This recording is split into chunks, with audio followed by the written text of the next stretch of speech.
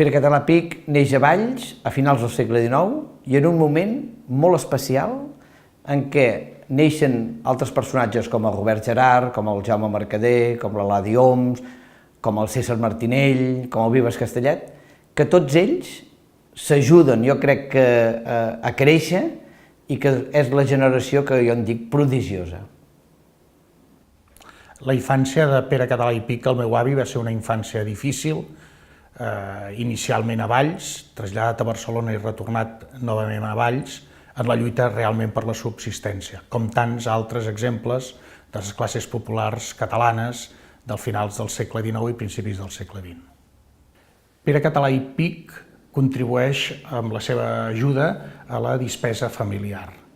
La mare li proporciona el millor ensenyament possible als col·legis del voltant del centre de Barcelona, que és on tenen la despesa, i una de les dispeseres convida a anar a Roma en viatge en motiu de l'entronització de la figura de Sant Josep Oriol del Barri.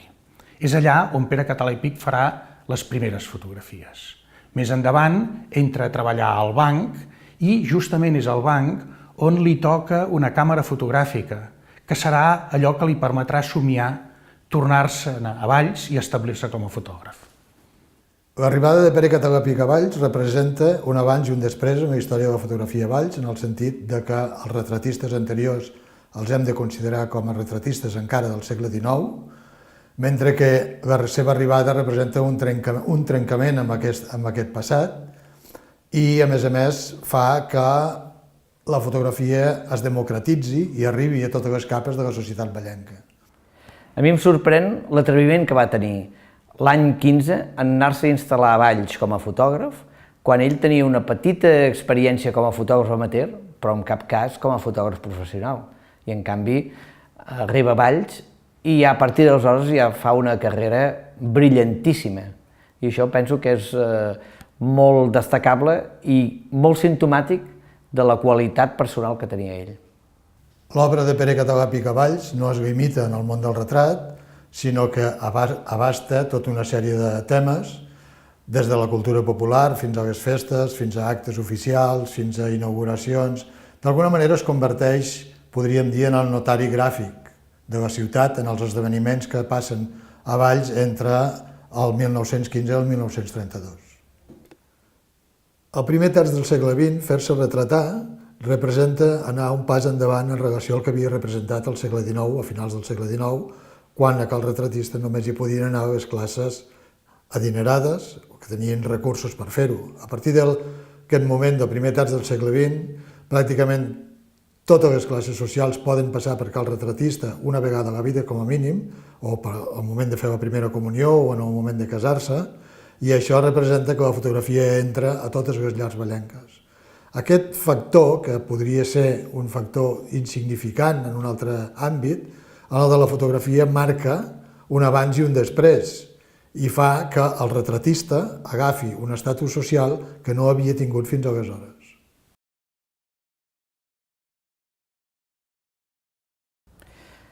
El seu esperit inquiet el farà viatjar a finals dels anys 20 per Europa i allí descobrirà la fotografia més avançada.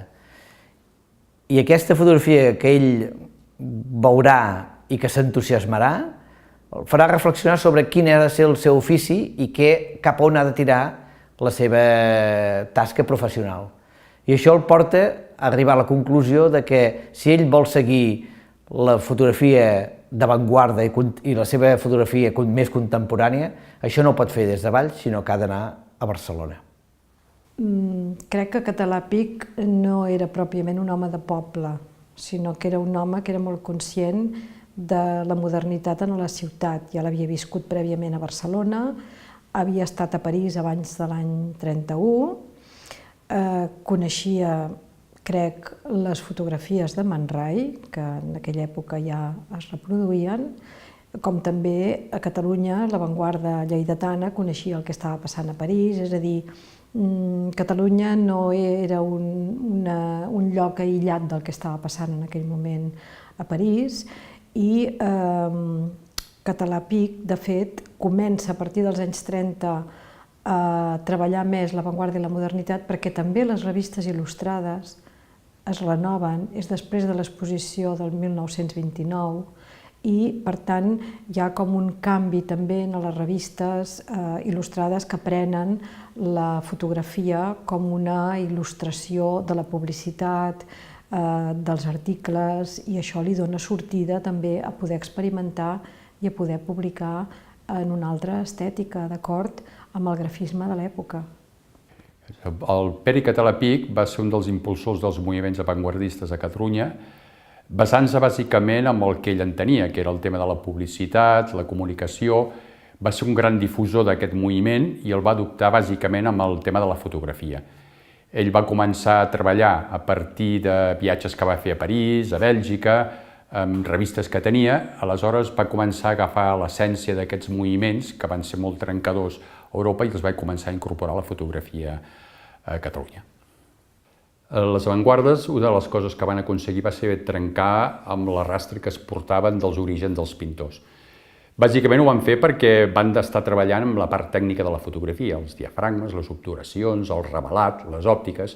Tot això els hi va suposar un nou llenguatge en els fotògrafs i els hi va donar aquest estil propi. A partir d'aquí, la fotografia va adquirir caràcter i van trencar amb tota l'estètica i tot el que era fins ara la fotografia, que venia dels pintors, i van crear aquest nou llenguatge.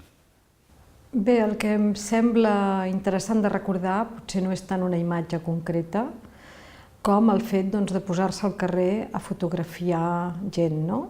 I, diguem-ne, ser fotògraf de carrer volia dir també militant a la modernitat i volia dir sortir de la fotografia d'estudi, sortir de les falses escenografies i, en canvi, anar a captar el rostre d'una persona que passa i la captació d'un instant. I això és un fet molt més modern que no el pictorialisme anterior que s'havia viscut en fotografia. Les avantguardes van servir molt en el món de la publicitat. Van adoptar una cosa que era l'abstracció. Van aconseguir que elements importants donar-li importància i destacaven l'objecte, i això va ser molt important en el món de la publicitat. Saber destacar els objectes, i aquí va ser un terreny molt abonat per tot el món de les avantguardes. Bé, dins del que podem considerar camins de l'avantguarda, en Pere Català Pich n'emprèn dos de molt concrets, un que és el del collage i l'altre el de la fotografia, diguem-ne, basada en llum i ombra, que és el treball que du a terme Man Ray, per exemple, i que ell aplica totalment a la publicitat. Pel que fa al camí del collage, és el model alemany, que és el model de John Herzfeld o de la Hannah Höch, més proper al dadaisme, no? O sigui, per una banda, pren el dadaisme i pren el surrealisme i l'aplica a la publicitat. És el mestre del fotomuntatge, d'alguna manera. El fotomuntatge és una tècnica ja des del segle XIX, des dels inicis de la fotografia, ja existeix. Però ell depura la tècnica, que són tècniques molt antigues, les depura i les posa al servei d'un objectiu molt clar, que és fer un missatge directe, explícit i carregat de sentit amb un cop d'ull. Aquests fotomuntatges que crea ell, aquests collages, aquests difuminats que fan que d'una vegada, només amb una mirada, passar la pàgina del diari, ja veus el missatge. Realment sembla una cosa molt senzilla, sembla un petit tast, però hi ha un treball darrere d'estudi i de reflexió molt i molt seriós. Per mi és un dels puntals i obre la porta a tants d'altres que el van seguir. Català Pich, una de les coses els seus orígens havia sigut també en la part del dibuix, la grafia, i aleshores, a l'incorporar la fotografia, el que va anar fent, a part d'aquests llenguatges nous que van provenir d'Europa, amb els collages, els fotomuntatges, va ser anar incorporant a la fotografia el diàleg del grafisme, de la pintura, i va fent els fotomuntatges. Això van ser molt importants perquè amb la reincidència d'imatges, amb destacar imatges, donaven una força que van ser cabdals en aquella època. Bé, l'època que va viure Català Pich és una època molt convulsa, també a nivell nous mitjans, noves tècniques, en fi, un moment molt emergent, com fins i tot podria ser comparat al moment actual, no?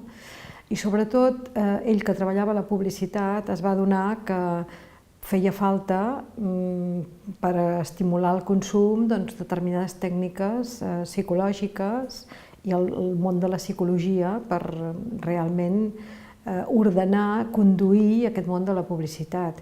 Per tant, ell va ser un pioner, avant la letra, per dir-ho així, en dotar aquest món de la publicitat d'un entorn d'estudi científic que calia per dirigir i donar curs a tot aquest consumisme que es generava a través de la publicitat i a través de la presència de les masses en les ciutats. A l'avi li inquietava molt i li interessava molt, ja des de les fotografies que feia al principi, crear un entorn de situacions en què la fotografia provoqués en la persona que la mira tot un món de sensacions, perquè estava molt més interessat en les inquietuds de fer arribar el missatge i de crear un entorn de modernitat en la persona que ho rep que no pas en la fotografia en si mateixa. La fotografia era un mitjà per fer arribar un missatge, i aquest missatge en l'obra del meu pare, del meu avi, veureu que és intentar posar el país modern, reflexar un país modern, un país que té inquietuds, un país que vol canviar. Com a fotògraf i publicista va treballar en les empreses més importants de la seva època, com és el cas ara de Ford, Cacaulat o Mirugia, i de la qual encara es conserven moltes de les seves obres principals.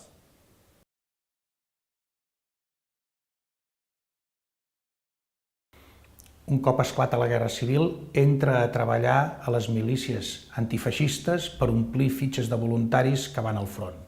En fa massa el primer dia, fa masses fitxes, i li criden l'atenció per la seva excessiva eficàcia i per la seva excessiva abnegació. Aleshores s'adona que el seu lloc a la República, en el front de guerra, en el front cultural, no és aquest, sinó que és en la creativitat, en la defensa de la creativitat i en l'oportunitat de la revolució cultural per fer arribar la cultura a la màxima gent possible.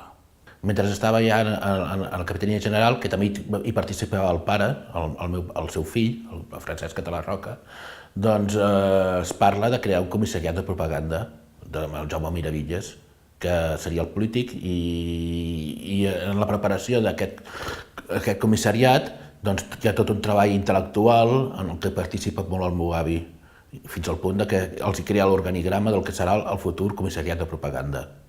La presència de Català Pic des del principi al comissariat és evident quan observem l'esquema de les diferents parts o seccions que havien de formar aquest organisme. A primer cop d'ull és molt sorprenent i ens dona una idea de la complexitat de la ment del seu autor, de Català, però també de l'ambició que es té des d'un principi i de les esperances que hi ha dipositades en aquest organisme. La seva tasca durant la Guerra Civil el porta a entrar en contacte amb molts intel·lectuals i homes d'acció que tenien un interès constructiu. Ell sempre deia que era important col·laborar amb els homes constructius de la revolució. Un exemple molt clar d'això és la tasca que ell fa amb Félix Martí Ibáñez per fer la revista CIAS de la Conselleria de Sanitat. Què és el que passa? Que al final de la guerra, l'any 37, quan els anarquistes han de sortir del govern, Català Pic s'arriscarà fent un article defensant tota la tasca d'aquest anarquista, el que ens demostra que realment Català Pic era un heterodox, no anava per ideologia, sinó que treballava amb tots aquells que vulguin fer una tasca constructiva, una tasca cultural i republicana. Curiosament, durant l'època de la guerra no se'n conserva cap fotografia feta per ell, només una, del Pompeu Fabra, l'any 38, a l'Ateneu Barcelonès. Ell es va dedicar principalment a ser editor de llibres, el que és una cosa molt diferent del que havia sigut la seva tasca, tant com a professor de publicitat, o com a publicista, o com a fotògraf.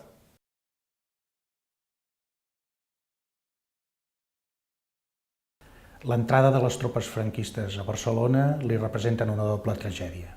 una tragèdia política i cultural perquè s'estronca la línia de creativitat que durant gairebé 2 generacions havia informat la Catalunya de l'època. Però d'altra banda és una tragèdia humana, personal, exemplar d'allò que és una tragèdia de l'exili interior. El moment en què entren les tropes a Barcelona, les tropes del general Franco, Pere Català i Pich té la seva filla, la seva dona i la seva mare, totes 3 en el llit, diríem en el llit de mort. Acaba només morint la seva dona, l'àvia Anna. Però aquesta tragèdia té una continuïtat molt més enllà d'aquest fet que seria comú en altres famílies. Ell, com a persona compromesa amb la defensa dels valors republicans, ha d'estar-se mesos i mesos, primer tancat eliminant documentació que el pogués comprometre a ell, a la seva família i altres personatges del seu entorn, però també tancat en un segon terme que vol dir baixar la intensitat de la seva presència pública. Després de la guerra, Pere Català Pich es torna a connectar amb la ciutat, perquè de fet ell no es desvincula mai, però sí que aquesta segona etapa serà a través de la cultura, a través del món de la calçotada, de la penya, de l'olla, del teatre. Aquest serà la seva segona etapa a Valls. Després de la guerra, la seva vida es pot dividir en 2 aspectes centrals. Un seria la seva passió, que és la literatura i totes les penyes literàries clandestines, però també el que era el seu ofici, que era la fotografia, principalment fotografia industrial.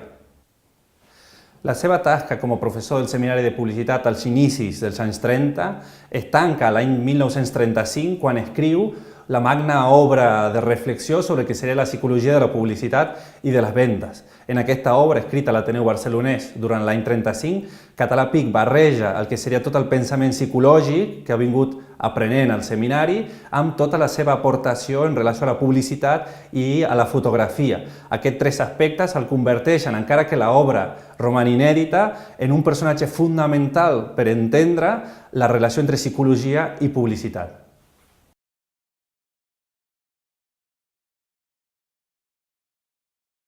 La nissaga dels Català van suposar per la fotografia abarcar un període pràcticament de 100 anys, des del trencament, d'alguna manera, de les avantguardes amb l'antiga fotografia fins a la fotografia d'alguna manera documental o humanista que va fer el Català Roca. En la família hi ha 2 aspectes que els fills agafen del pare. El Francesc agafa sobretot la vessant fotogràfica, però jo crec que el Pere agafa sobretot la vessant intel·lectual, malgrat que el Pere també és fotògraf. El que passa és que al quedar-se a portar el negoci familiar, diguem-ne, passa a un segon pla perquè no és important la fotografia del Pere com a tal, sinó la fotografia de l'estudi. Mentre que en el cas del Francesc, ell es desvincula del pare perquè ell el que vol és fer la seva pròpia fotografia, que l'entén diferent i que tingui la seva marca personal. Penso que la figura de Pere Català Pich és a la base de la nissaga de fotògrafs Català Roca, tant d'en Francesc Català com d'en Pere Català.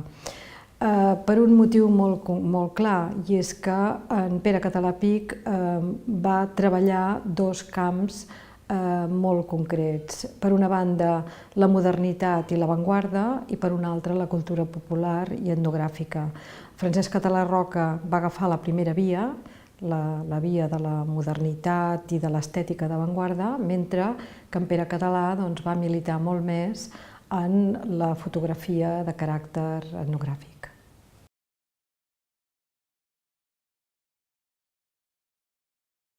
La trajectòria de Pere Català i Pich contribueix decisivament a situar la fotografia en un lloc preeminent de l'imaginari cultural de tots els àmbits de la societat catalana. A veure, jo crec que en Pere Català Pich va obrir les portes de la modernitat en fotografia a Catalunya, no només com a autor preocupat per l'estètica de la fotografia i per la seva autoria, sinó que va eixamplar el camp de la fotografia moderna també envers les arts gràfiques, envers la publicitat, envers tot el que significava la fotografia com a element reproduïble.